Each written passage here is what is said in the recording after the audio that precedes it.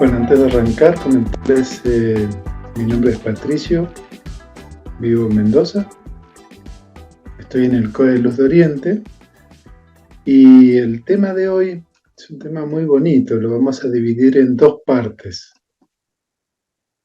Hoy comenzamos una partecita donde vamos a hablar principalmente del corazón y en la siguiente lo vamos a hacer más tocando el camino y también el corazón desde el punto de vista de la teosofía.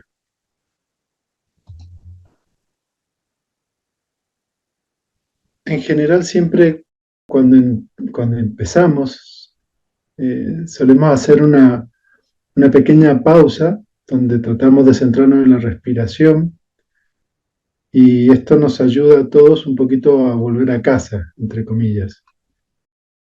Siempre digo que es como Thich Nhat Hanh solía decir, ¿no? La respiración siempre nos regresa a casa, muy cordialmente, muy suavemente.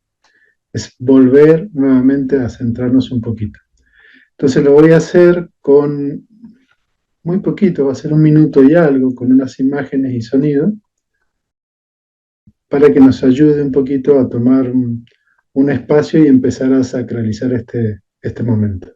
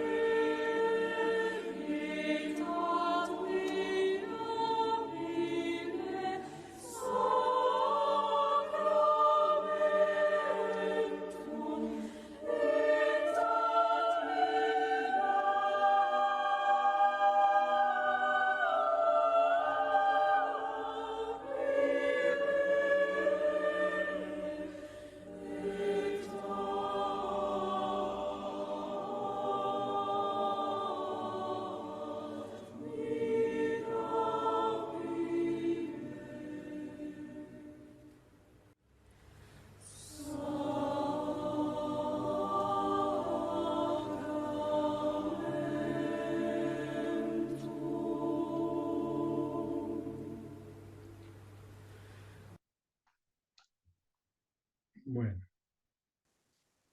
la respiración es un ancla muy importante. Creo que hoy en día la neurociencia que está haciendo tantos avances respecto al corazón y la parte respiratoria, más importancia aún se le está dando a la respiración.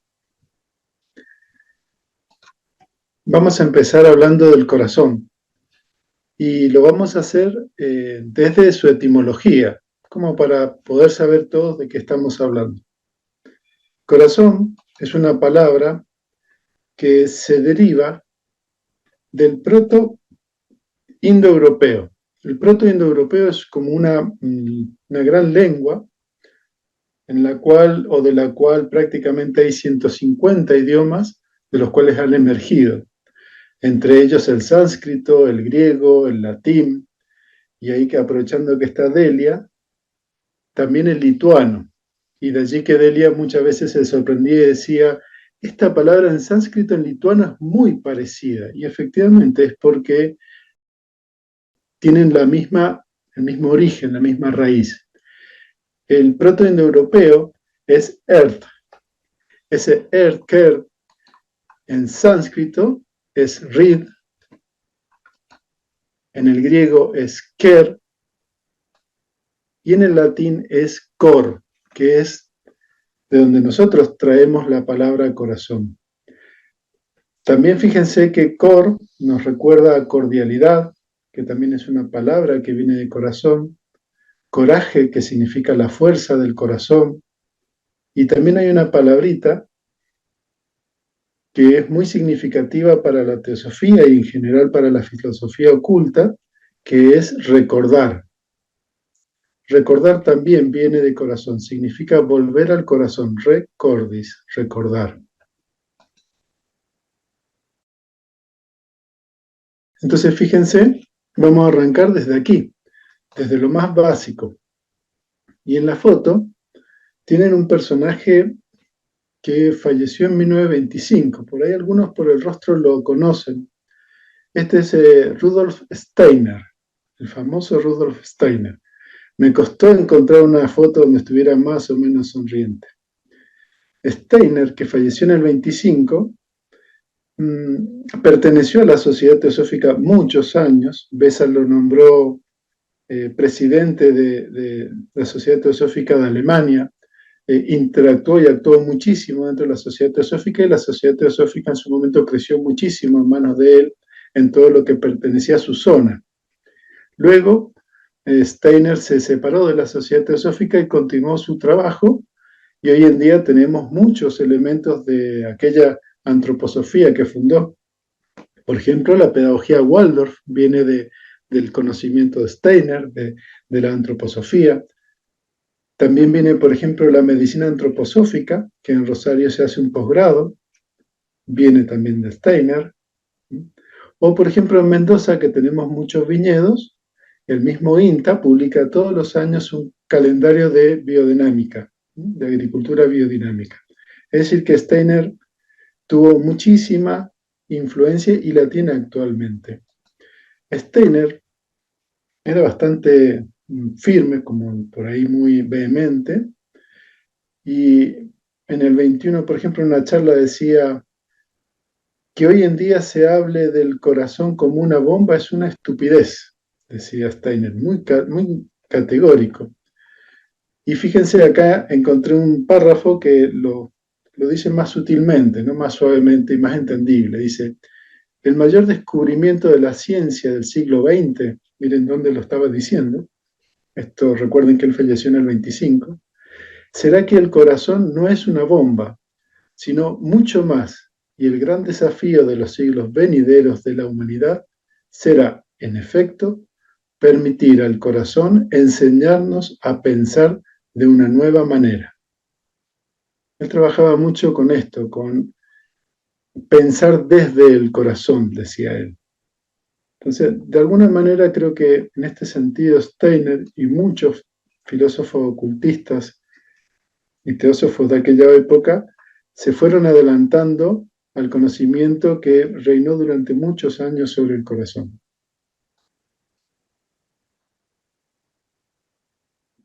Y cuando digo muchos años, es porque ya hace más de 10, casi 15 años, comenzó a cambiar mucho la concepción y la idea del corazón en la neurociencia.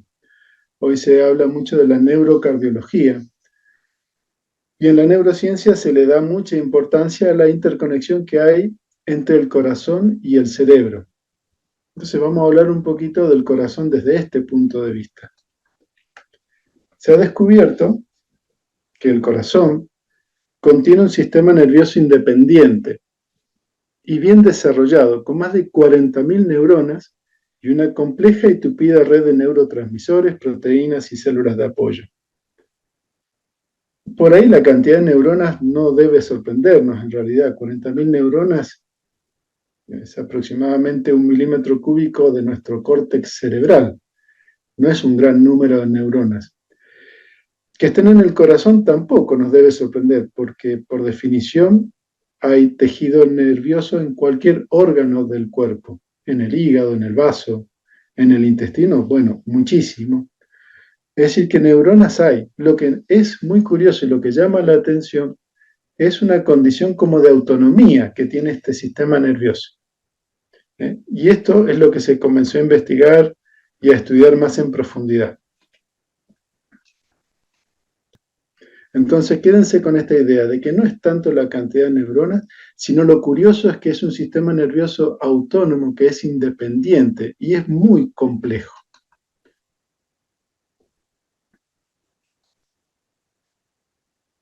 Fíjense, comenzamos a ver la vinculación que hay entre el corazón y el cerebro. Resulta que hay 4 tipos de conexiones que se van a producir entre el corazón y el cerebro. 4 tipos de conexiones. Uno es la comunicación neurológica, esta sería a través de un nervio simplemente, donde se transmite el impulso nervioso. Hay un nervio que va desde el corazón hasta el cerebro, por decirlo de alguna manera, bien simple, bien fácil.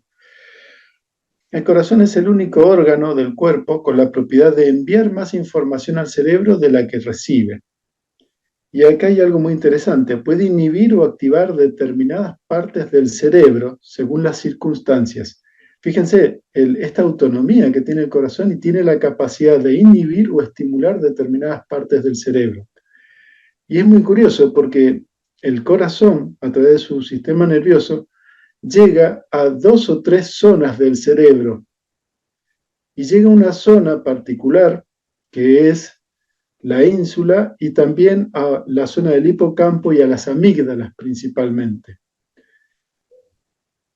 Las amígdalas, el hipocampo, todo esto cuando uno dice en medicina lo vincula inmediatamente con emociones, con amor, odio, cólera, cosas básicas, casi instintos. Es muy, muy, muy, muy básico, emociones muy básicas, pero emociones al fin y al cabo, que están hoy en día. Gracias a Damasio se sabe perfectamente que podemos localizarlas en esa zona en el cerebro.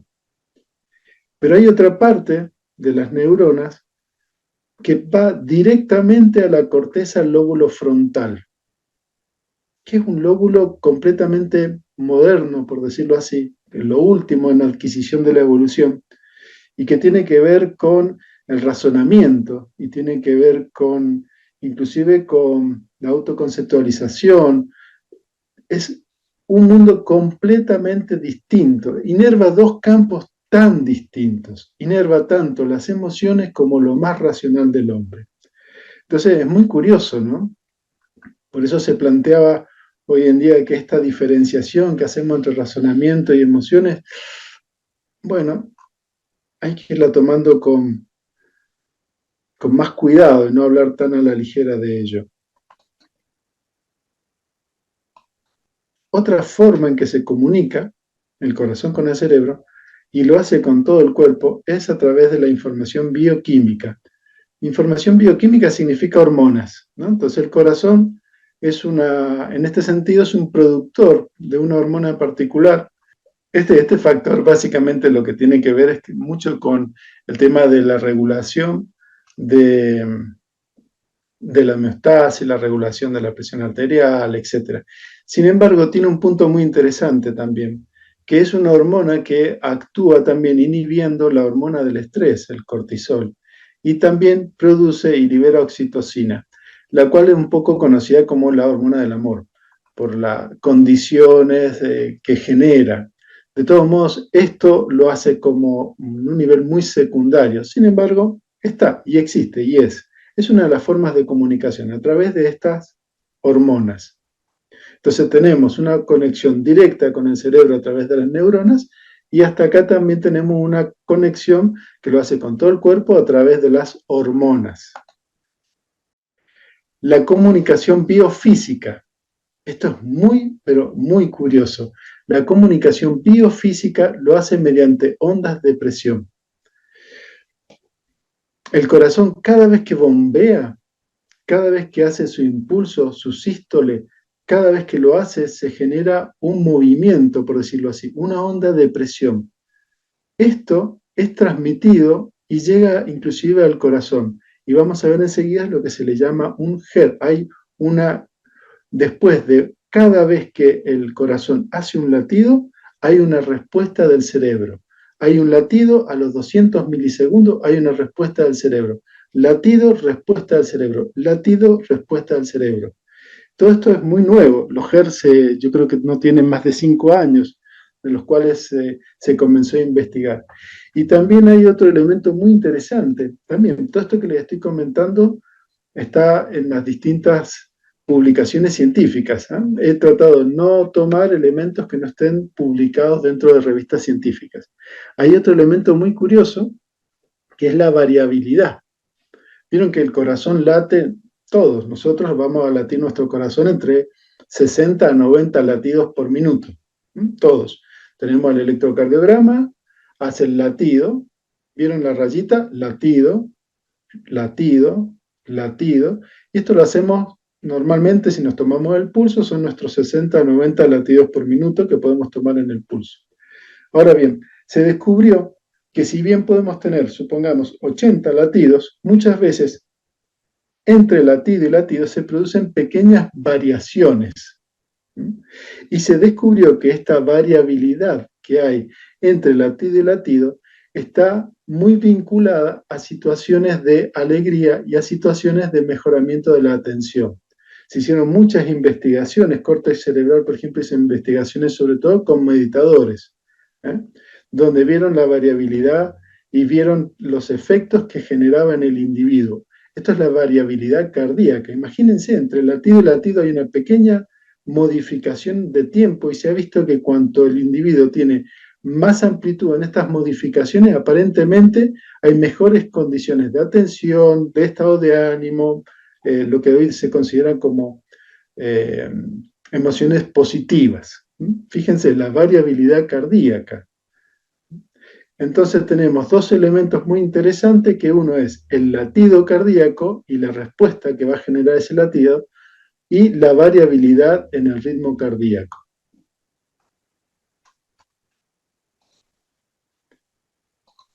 Hay otro elemento más, que este yo creo que es de los que se tiene que estudiar más probablemente, y es la comunicación energética que se produce a través del campo electromagnético del corazón.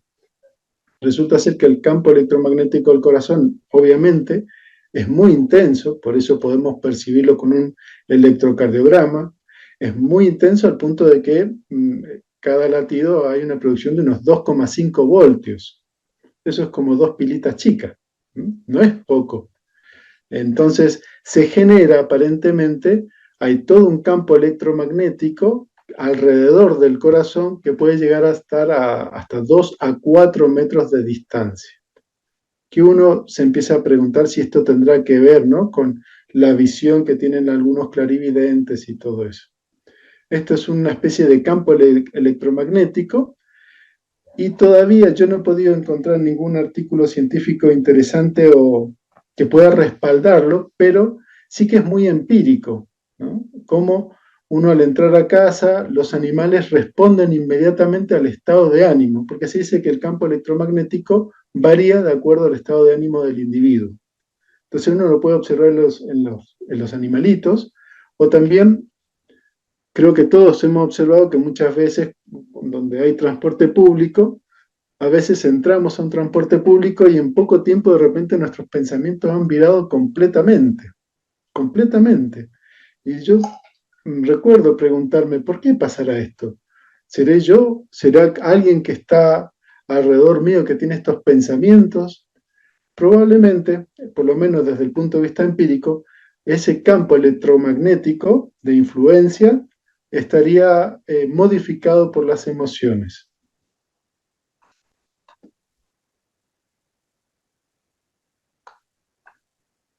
Esto es lo que les comentaba, el potencial evocado por el latido cardíaco, se le llama EP. También se le llama HER, porque también puede ser visto como una respuesta al latido cardíaco. En las traducciones españolas se le llama HER, sobre todo respuesta, y es bastante acertado, una respuesta al latido cardíaco. Se ha planteado la hipótesis de que esta respuesta representa, fíjense, el procesamiento cortical, es decir, el procesamiento cerebral de la información cardíaca. El corazón le manda información al cerebro y es procesado. Ese proceso es lo que se llama potencial evocado del latido cardíaco, creando, dice, un marco subjetivo neuronal que es fundamental para las experiencias subjetivas, la autoconciencia y los sentimientos emocionales.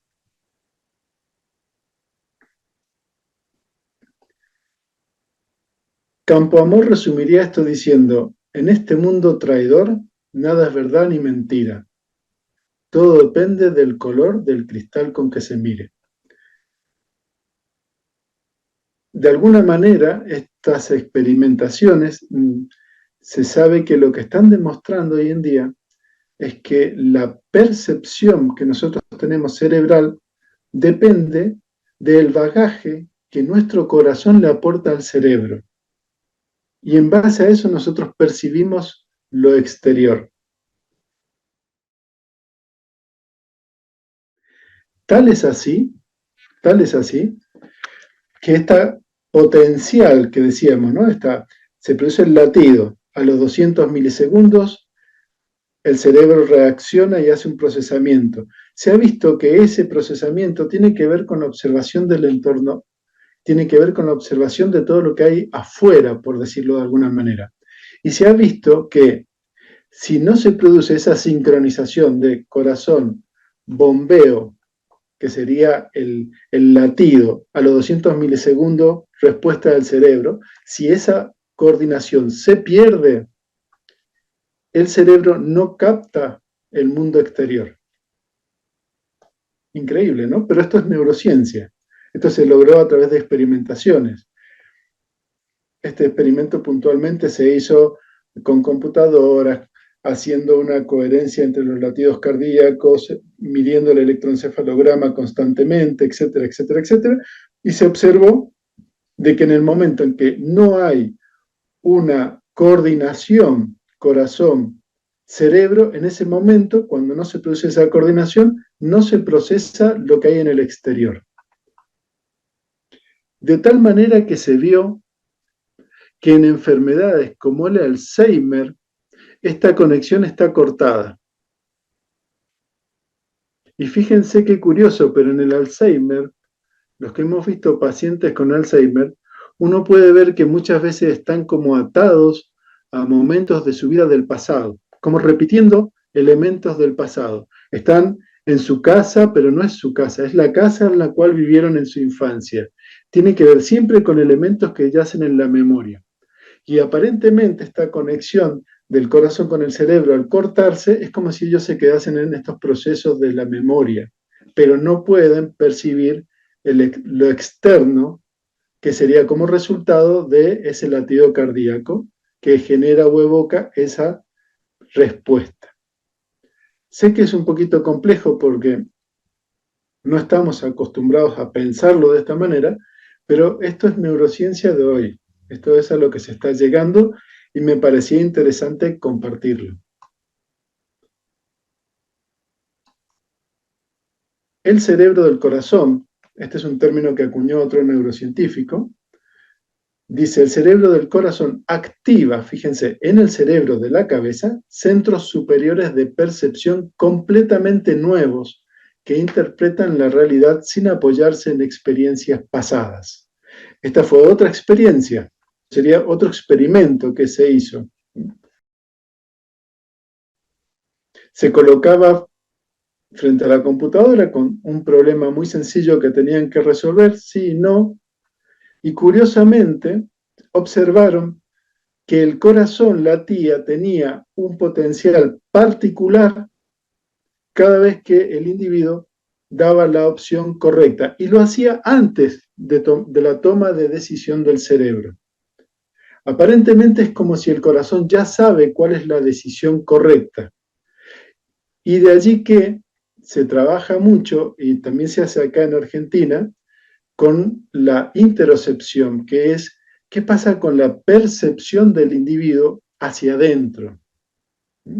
Hay neurocientíficos en Argentina como Ibáñez que trabajan mucho con la interocepción, trabajan tanto con el CONICET como con la Fundación Favaloro y están haciendo muchas experiencias con respecto a esto, con respecto a la percepción interna del individuo.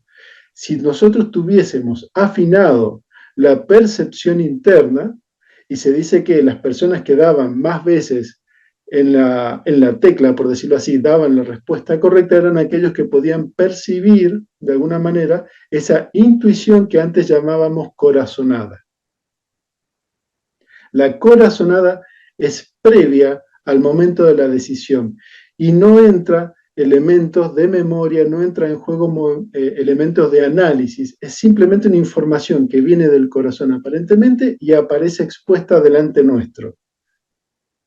Si la persona ha trabajado y trabaja en la interocepción, tiene más facilidad para poder tomar decisiones correctas. Esto se hizo experiencias con respecto a Wall Street, por ejemplo.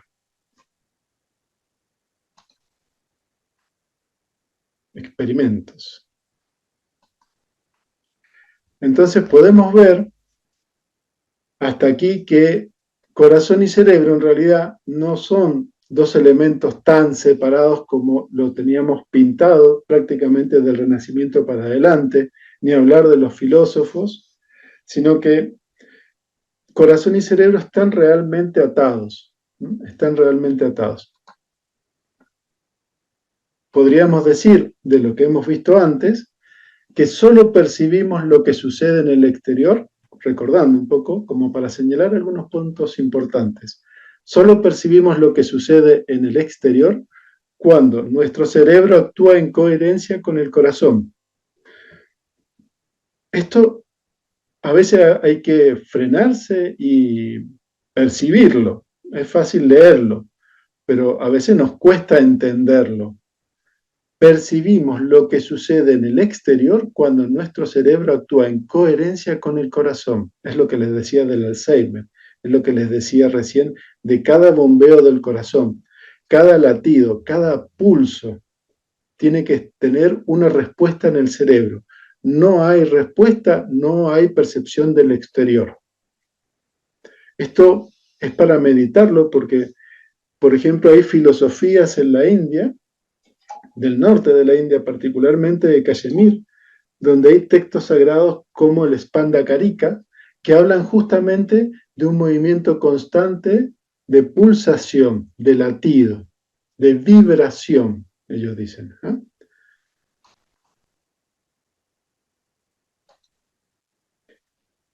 Otro elemento interesante es las áreas en las que actúa el corazón regulan tanto aspectos instintivos, emocionales como puramente racionales.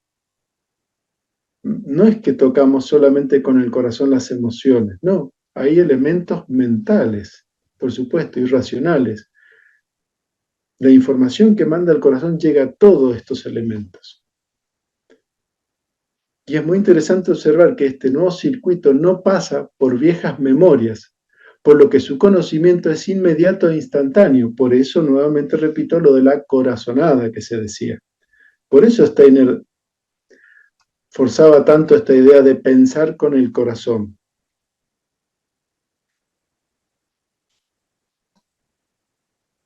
En un meditador, esto fue otra de las experiencias que aparece en Cerebral Cortex, todo esto se puede encontrar en internet y por suerte muchas publicaciones científicas son fáciles de encontrar, no hay dificultad en ello.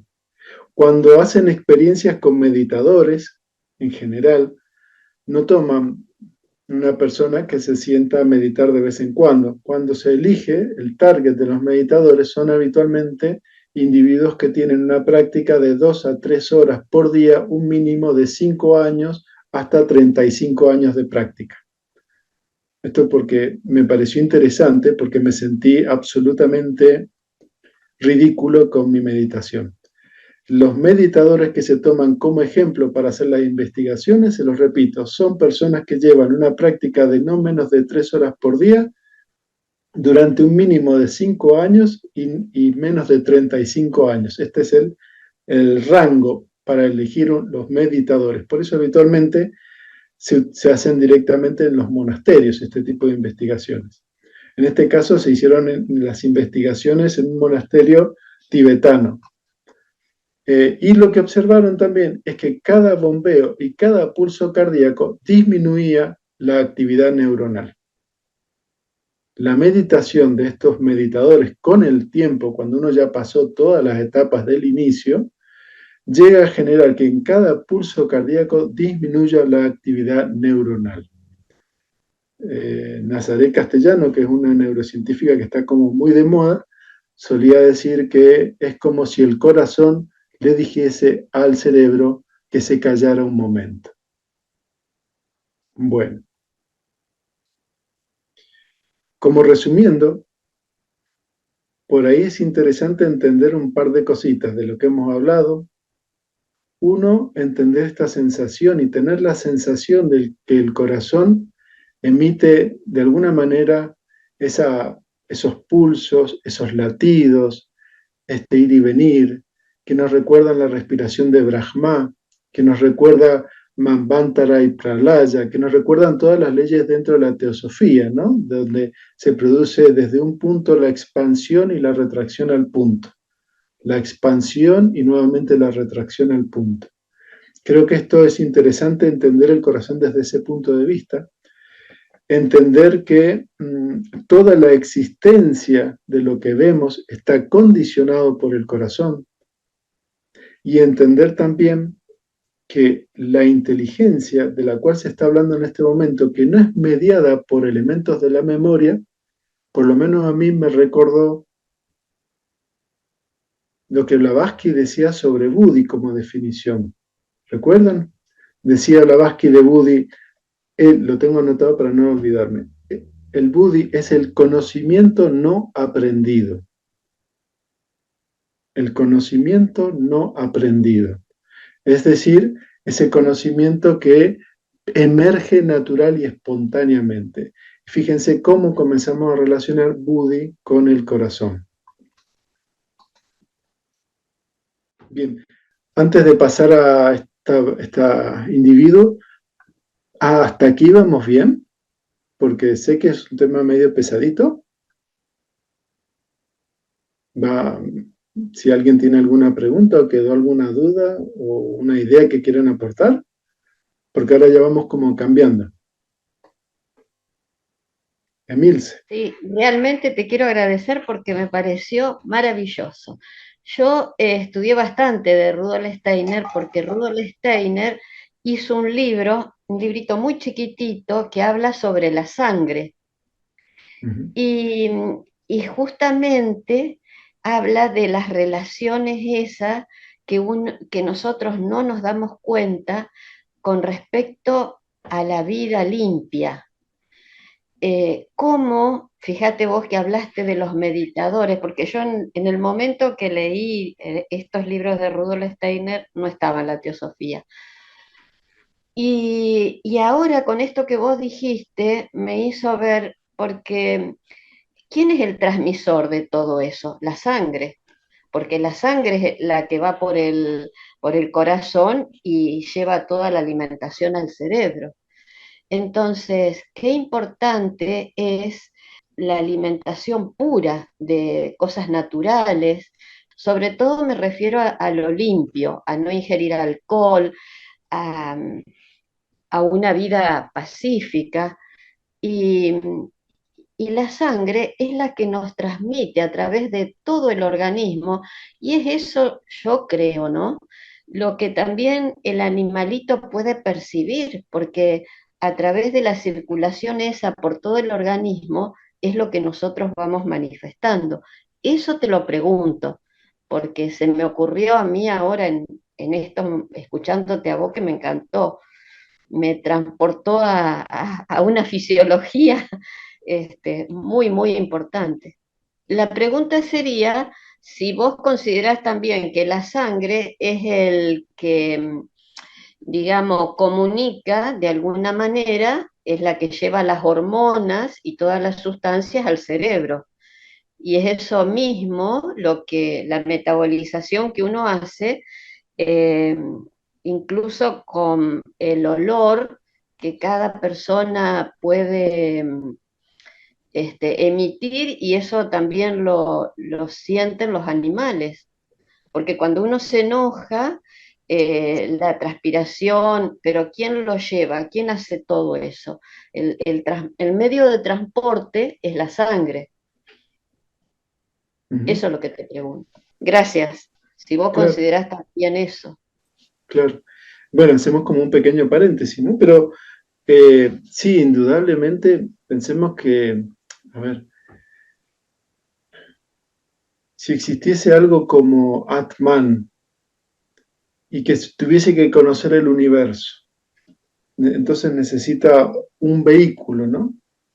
Claro. Y de alguna manera ese vehículo tiene que mantenerse hoy en día base a la alimentación, utilizamos la respiración, utilizamos todas las partes del organismo, todo nuestro cuerpo responde a la vida. Entonces, lo que nosotros ingerimos, por supuesto que es importante. O sea, es indudable, ¿no? Y como decías vos, hay elementos que hoy en día se conocen, hasta el olor va a variar de acuerdo a la ingesta de los alimentos, y no me refiero solo al ajo, ¿no? Sino que todo eso va a cambiar, y por supuesto que la sangre es un gran transportador, transporta tanto la parte del sistema digestivo, todo lo que son nuestros, los alimentos que cada una de nuestras células va a necesitar, lo va a transportar la sangre, también va a transportar el oxígeno que estamos respirando. La sangre es como una carretera que está continuamente llevando y trayendo elementos, ¿no? En esta autosubsistencia, que es para que cada una de las células viva, que a su vez cada una de las células viven en un complejo mayor, que es lo que nosotros llamamos individuo, y que es nuestro vehículo. Entonces, indudablemente la sangre, y como yo creo que hay muchísimo para investigar. La sangre es donde se consideraba que residía el alma, hasta uno de los concilios. Por eso también la sangre es un punto muy delicado para los testigos de Jehová. Hay muchísimo, que sería como ponernos a investigar y hacer otra charla muy distinta para hablar de la sangre, que es enorme, enorme. Entonces, ahí voy a cerrar el paréntesis porque si no nos estaríamos como yendo mucho del sentido que quería darles ahora, que es con respecto al corazón, Emilce. Pero sí, te entiendo perfectamente, porque uno empieza a ver y se apasiona de tantas cosas que hay, y bueno, cada una de estas pequeñas cosas podría ser como para una charla, ¿verdad, Emilce? Es así. Bien. Eh, José Luis y Vilma. José Luis, Sí, gracias, Patricio. Mira, yo llegué un poquito tarde, sí. pero un saludo primero para ti, para todos. Em, hay una pregunta bien cortita. ¿Por qué será que a esas se le dicen corazonadas, Mm. ¿no? Cuando alguien, o cuando sin tener que procesar algo lógico, sentimos que algo está mal o algo va a pasar. ¿Por qué será que se le dice corazonadas? ¿Será que tiene relación con el tema? Gracias, Patricio. Hola, José. Sí, sí, justo eso ya lo habíamos comentado, pues no sé a qué hora entraste, pero sí, tiene que ver, evidentemente, y lo que hablamos hace un ratito es que esas corazonadas hoy en día en la neurociencia se sabe que existen, ¿no? No es solamente una palabra, sino que efectivamente el corazón aporta mucha información que no va a ser analizada, por decirlo así, que no tiene un contexto de memoria y que es algo que aparece repentinamente, y aquel que sabe verla y sabe escucharla podrá guiarse por esta corazonada indudablemente, indudablemente, Gracias, Patricio. ¿sí? Y Vilma, Bueno, en realidad no es una pregunta, Patricio, es solamente un comentario muy pequeño y decirte que, bueno, esos minutos de charla que hemos tenido, que nos has dado, han sido para mí impresionantes, porque esto de la neurociencia, am, lo sé solo por informaciones muy esporádicas, ¿no? Pero por ejemplo, esta idea de que el corazón tiene un sistema nervioso independiente es algo que me maravilla. Bueno, como me maravilla toda la manifestación, la inteligencia impresionante que hay en toda la manifestación. Te agradezco muchísimo, me emociona muchísimo ver lo sagrado, lo maravilloso y lo increíble que es la manifestación en su totalidad. Y a propósito, hay una expresión en no sé, no recuerdo quién es el autor, pero fue en un momento del pensamiento que corresponde tal vez a la época de la literatura romántica, y que decía algo así como: el corazón tiene razones que la razón desconoce. Am, y realmente cuando yo lo había escuchado, esto siendo muy jovencita, es decir, hace muchísimo, pero ahora puedo entender un poco mejor. Realmente es el corazón. Qué maravilla, gracias. Solo eso, muchísimas gracias. Es complicado para mí, porque es nuevo, pero muchísimas gracias. Bueno, vamos bien hasta acá. Es más o menos la idea. Vamos todos trabajando sobre esta idea y abriendo esta nueva ventana, digamos, de la concepción del corazón. Este que tenemos en la imagen lo traje porque la última charla que dio Alicia, creo que fue sobre la caverna, habló de Joseph Campbell. Este es Joseph Campbell. Joseph Campbell también falleció. Fue un mitólogo excepcional, un individuo que estuvo en conexión con otros grandes escritores de la época. Como dato curioso a los que sean fan de Star Wars, George Lucas escribió en parte lo que es el inicio de la saga, basándose mucho y habiendo leído y charlado, porque Joseph Campbell solía ir al rancho de George Lucas. Tal es así que, por ejemplo, hay palabras como Lord Vader, en realidad es Lord Father, cuando habla del padre y la vinculación con el padre, y el mito que se ve en Star Wars tiene que ver con el héroe de las 1000 caras, bueno, hay un par de libros muy interesantes de Joseph Campbell. Y este individuo solía decir, el objetivo de la vida es hacer que los latidos de tu corazón coincidan con el latido del universo, para que tu naturaleza coincida con la naturaleza. Ese es Joseph Campbell. Mucho más profundo, ¿no? Que a veces simplemente lo que uno puede leer, a veces lee estos trocitos y es como ahondar en lo que fue ese individuo. Ahora vamos a ver, así como estuvimos viendo el corazón en la ciencia, vamos a ver el corazón en algunas, no en las distintas tradiciones, porque esto sería demasiado, pero sí vamos a verlo cómo lo enfocan algunas tradiciones. Entonces, ahora nos vamos a centrar en el corazón, en las distintas o en algunas tradiciones, ¿de acuerdo? Esta pequeña párrafo es de un escritor español.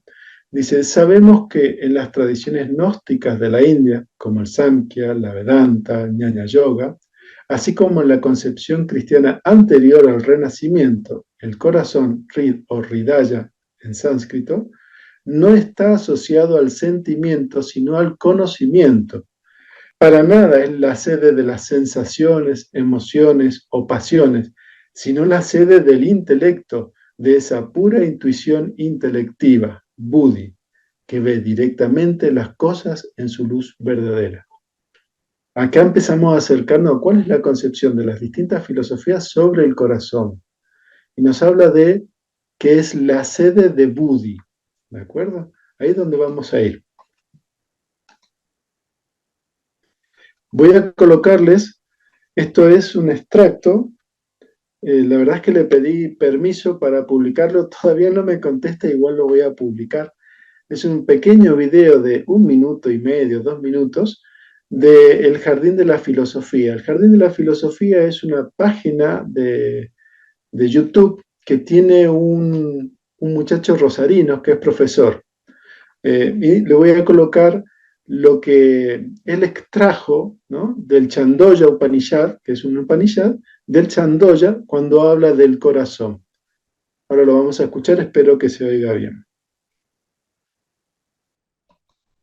Dice que tan grande como el espacio universal es el espacio del corazón, que en él caben el cielo y la tierra, la luna y las estrellas, el ser y el no ser. Dice textualmente, y ese espacio de ahí fuera es el mismo que el que hay en el interior de uno. Y ese espacio que hay en el interior de uno es el mismo que el espacio interior del corazón. Está lleno y no se agota.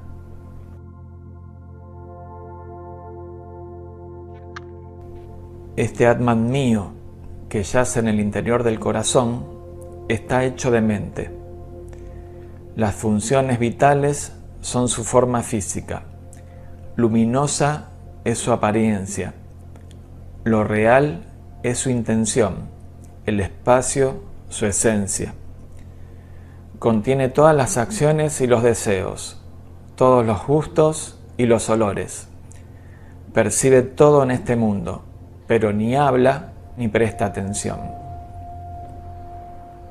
Ese es mi Atman, que yace en el fondo del corazón, más pequeño que un grano de arroz o de cebada, más pequeño que uno de mostaza o de mijo, incluso menor que un brote de mijo, pero más grande que la tierra entera, mayor que la región aérea, más grande que el firmamento, más grande incluso que todos los mundos juntos.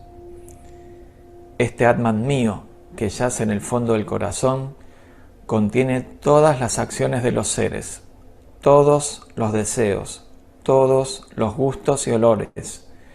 Ha percibido todo este mundo, pero ni habla ni presta atención. Este Atman mío es Brahman. Cuando parta de esta vida, me convertiré en eso.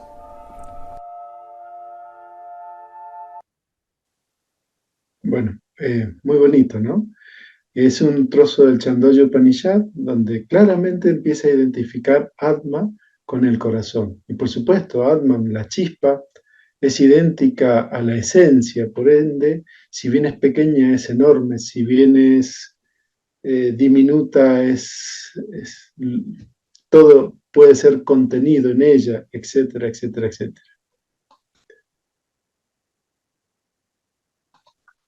Este trocito es del Maitrayana Brahmana Upanishad y dice así: aquel que está en el fuego, en el corazón y en el sol es uno e idéntico.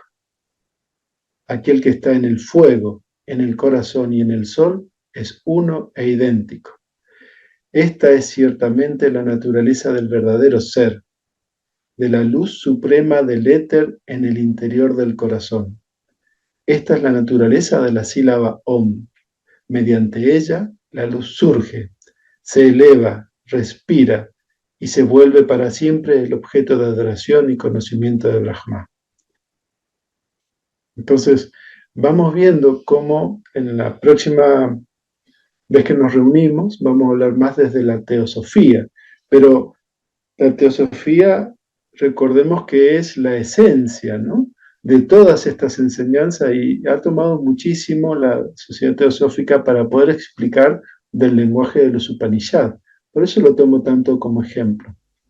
Al igual que ha tomado mucho del lenguaje de otras filosofías, como puede ser la Samkhya, como pueden ser los Yoga Sutras, como puede ser el Shaivismo de Kashmira también. Taimni tiene 2 escritos traducidos del Shivaísmo de Kashmira, por ejemplo, que son cosas de donde la sociedad teosófica toma elementos para poder explicar la esencia de las distintas filosofías y religiones. Siempre buscamos el lenguaje filosófico más afín para poder expresar algo, y en este caso lo estamos tomando de los Upanishads. Pero podríamos tomarlo del misticismo cristiano. El de la imagen es San Juan de la Cruz. Y en la noche oscura del alma dice: en la noche dichosa, en secreto, que nadie me veía, ni yo miraba cosa, sin otra luz y guía, sino la que en el corazón ardía. Aquesto me guiaba más cierto que la luz del mediodía, a donde me esperaba quien yo bien me sabía, en partes donde nadie parecía. Qué bello, ¿no? Así como San Juan, bueno, ni hablar Santa Teresa, podríamos muchísimo. O si tomásemos la Filocalia, que son todos escritos de muchos siglos de la zona oriental del cristianismo, muchísimos ejemplos. El corazón siempre es la guía, de alguna manera, en todos los místicos cristianos.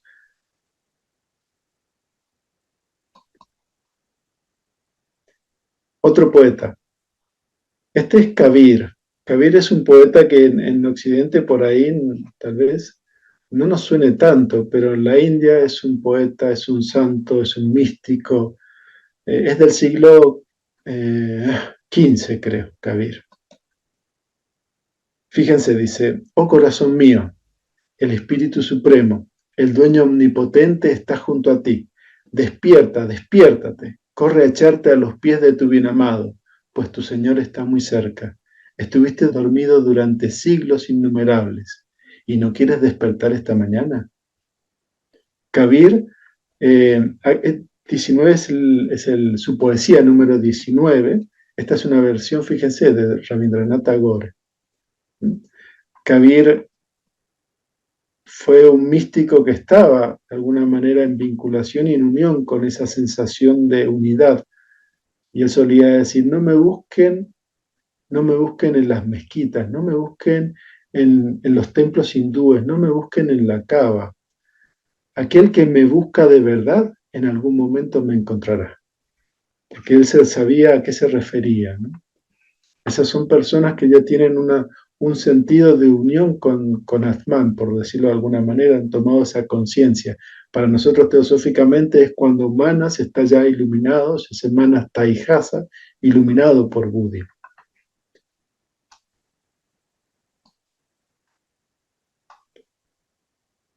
Para no ser menos, como me gusta mucho la tradición sufi, dice, los sufis aspiran a recordar a Dios en todo momento, con cada respiración. No se trata de un recuerdo mental, sino del recuerdo del corazón, ya que el corazón guarda la más alta conciencia del yo con mayúscula. El yo es la parte nuestra que nunca está separada de Dios, y la conciencia del yo es saber que Dios y nosotros somos uno. Se los vuelvo a leer, es muy claro. Los sufis aspiran a recordar a Dios en todo momento, con cada respiración. No se trata de un recuerdo mental, sino del recuerdo del corazón, ya que el corazón guarda la más alta conciencia del yo.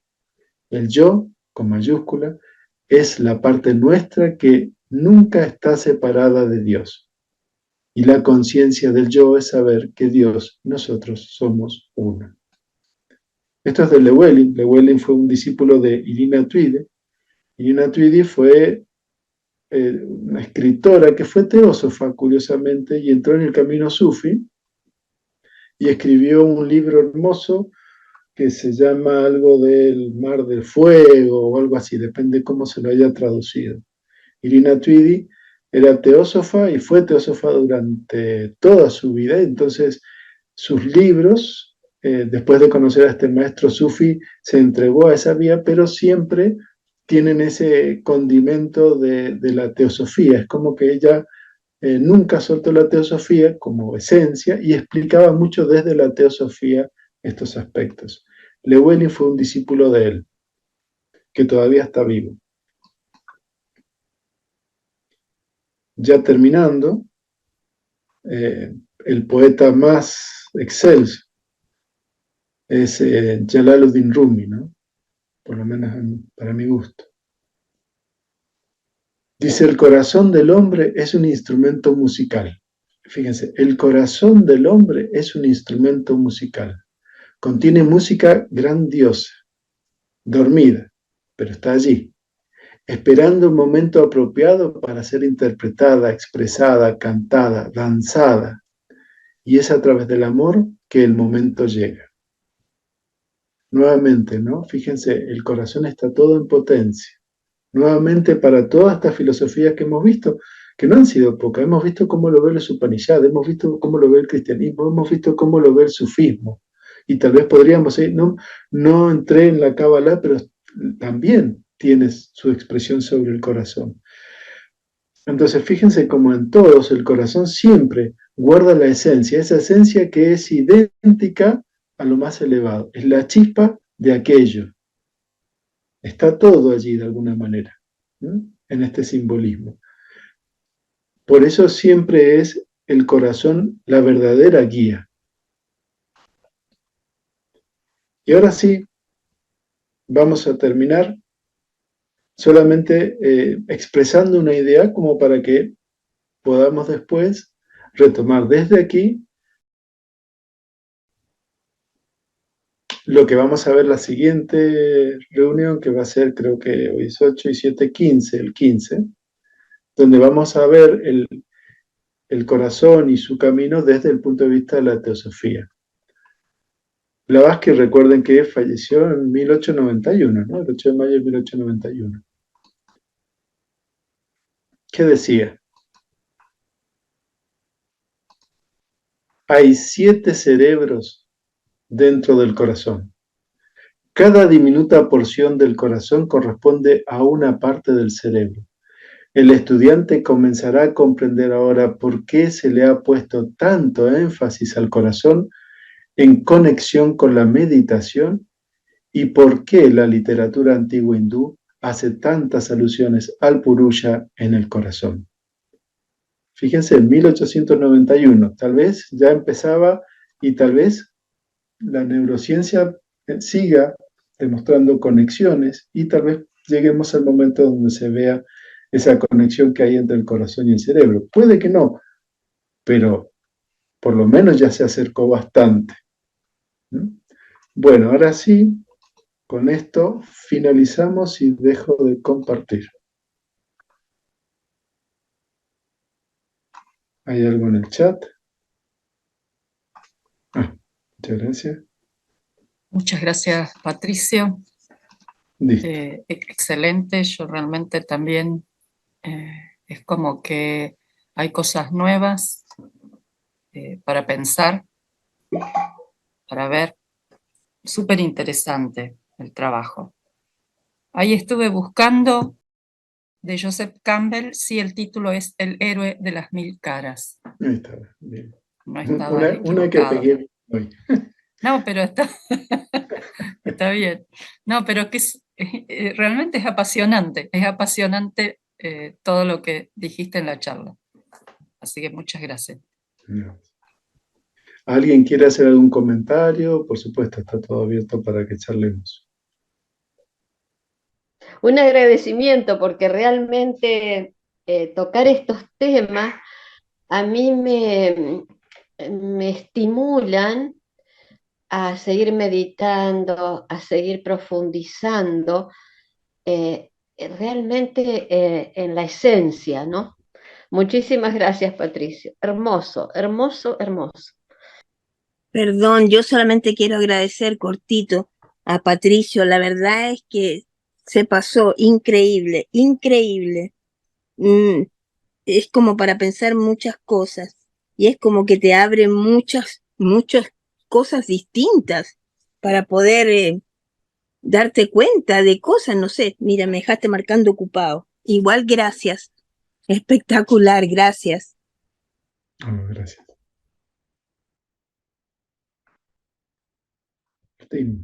Sí, ya estaba abriendo el micrófono.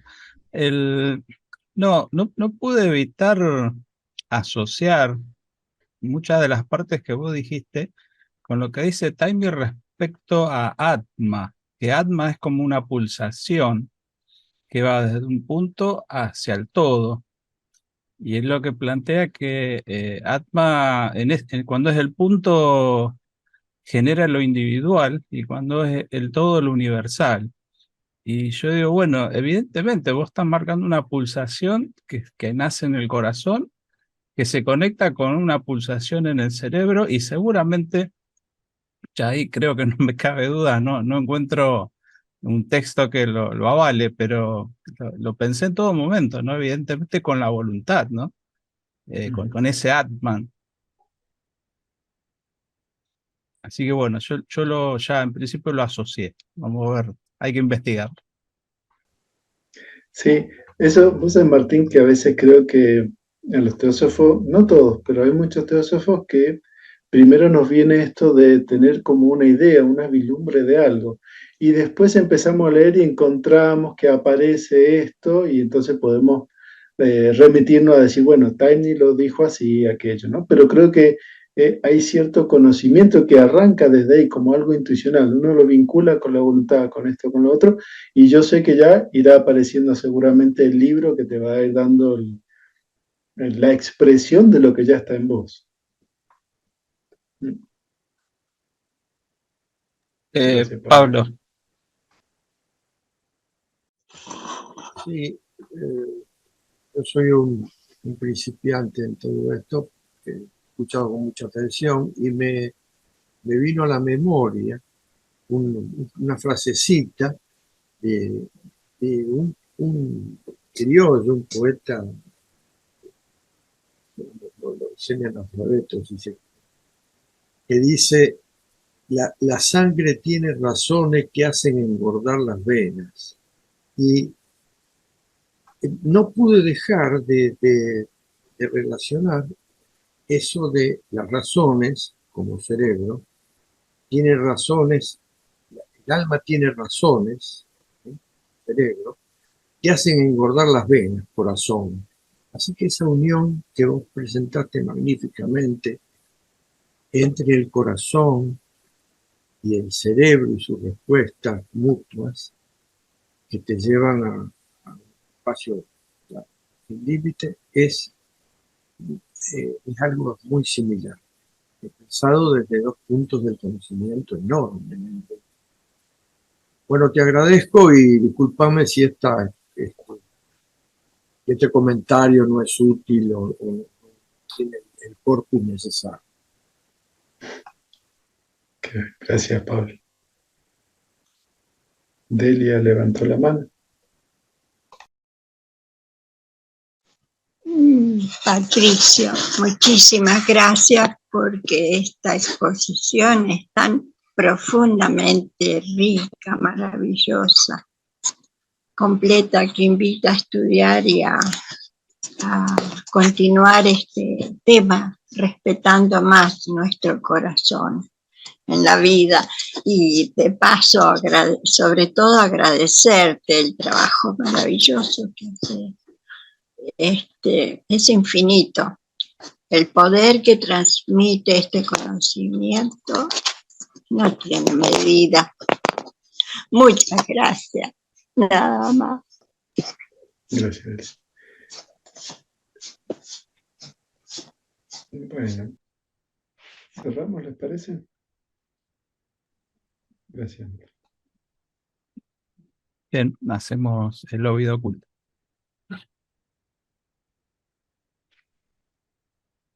Oh vida oculta que vibras en cada átomo. Oh luz oculta que brillas en cada criatura. Oh amor oculto que todo lo abarcas en la unidad. Que cada ser que se sienta uno contigo, sepa que él es, por lo tanto, también uno con todo lo demás. Muchas gracias.